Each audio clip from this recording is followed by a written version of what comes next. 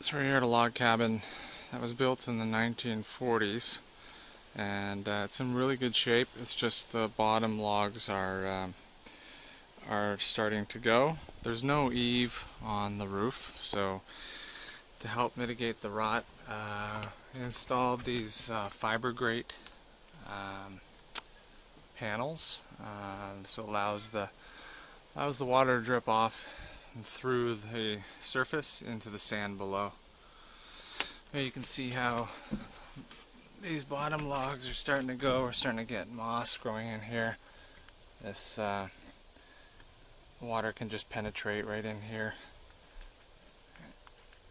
So that's all got to be, chinking's got to be removed, and take out all the rot and start to preserve it and fill it all in, and then redo the chinking.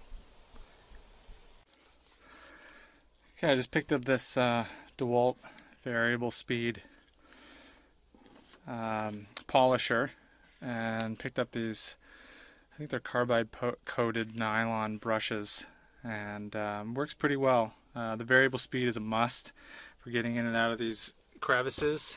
So you got a lot of nooks and crannies. Just kind of feel around and work your way through and get the soft spots out.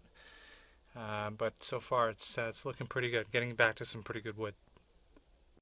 Okay, I uncovered this beam that's rotted out on its footing. That's holding up the joists for the floorboards. It's quite a large log, but we're gonna have to jack that up and increase the footing and get rid of that rot on the end. So after the wire brush, or the nylon brush, it's looking pretty good. It's got most of the large soft wood out, and now we're just going to spray it down with the fungicide and to prevent any further rot. So we just mixed up some Tim-bor, about 1 pound per gallon of water. Just mix it up in a pail. I threw some coolant in there as well. I heard that helps penetrate, and I'm just putting it in this pressure sprayer, and we'll give it a shot.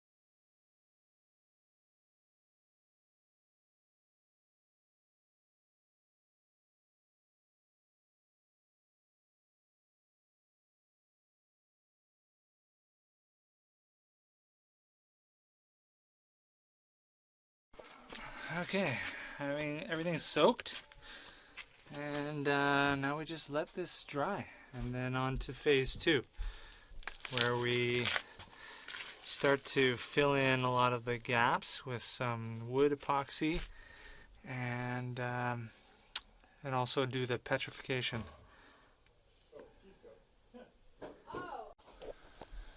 Okay, we let this dry out for 2 days now, and it's still a little bit spongy and moist in some areas, but I'm running out of time, so I can't really wait for it to fully dry out. So I'm just going to go ahead with the epoxy wood hardener and see how it performs throughout the year. In the meantime, I'm just going to brush all this stuff out, get out all the debris, and then take out the remaining nails. Because I'm going to put all these nails back which anchors the chinking. Okay, getting back to this beam down here. The issue was that the soil level had accumulated over the years and had risen above this beam, allowing moisture to get in the end of the log, so that it's all rotted out. The problem is that this footing is only goes to here, so you have all that weight sitting on just a couple of inches, what's left of this end. So we're going to have to prop that up and build out the footing, and then drop it back down. It's basically just holding the floorboards, the floor joists inside. This isn't even touching here, which means it's probably dropped slightly, but we'll have to worry about that another day. For now, we're gonna put the epoxy hardener on the log, so we've got it all cleaned up. All the chinking nails are out, and as I said earlier, it's still a little bit soft and damp, but I don't have much of an option anymore. I've let it dry out for a few days in the sun, and this is probably as good as it's going to get. So there we go. So before we start to apply this, obviously you want to make sure it's nice and dry as best as possible, but I didn't bother taking down any of the ridges. It's tempting to start to sand and grind this while it's exposed, but what that's going to do is it's just going to not allow me to fill in with the wood filler after I've done the hardening.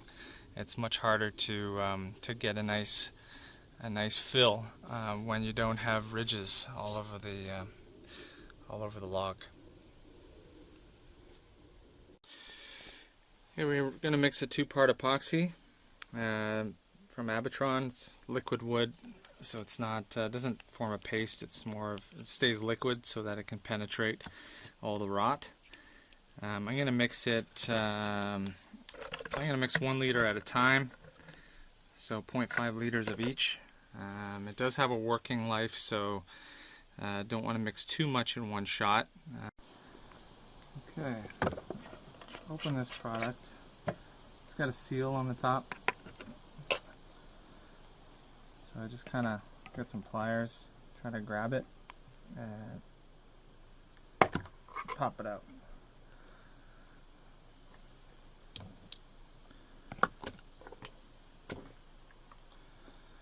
This is my part B.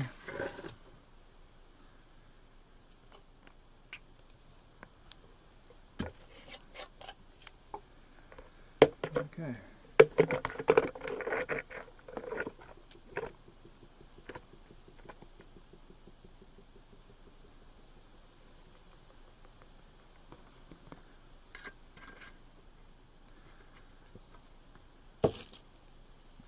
So once you mix this, it says to leave it for about 5 to 10 minutes.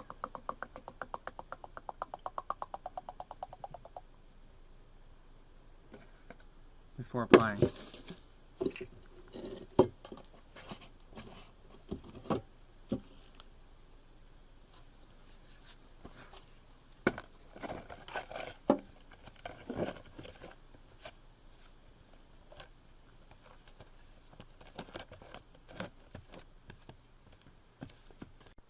Okay, I'm just going to start applying. I have a brush here. Just want to work it into all the crevices.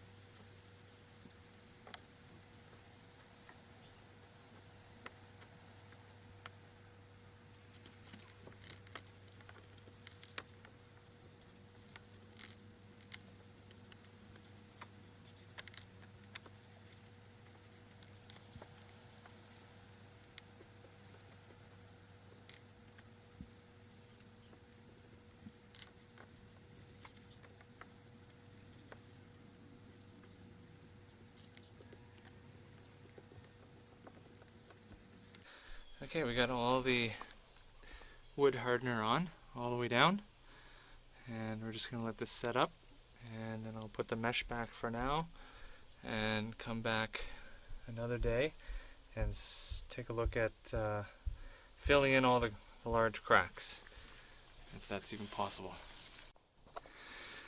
So I put all the stones back and the screen back on the underside of the log to keep the mice out from underneath the cabin. Sealed it in pretty good. And I lowered the terrain a little bit so that we get some airflow underneath the last log. And then I put another coat of the epoxy penetrator on the log. It's still a little bit tacky, but we'll let that cure up 100%. And then the next phase will be to fill in the top quarter of the log with some epoxy wood filler to sort of get a rounded edge so that the water will bead off properly.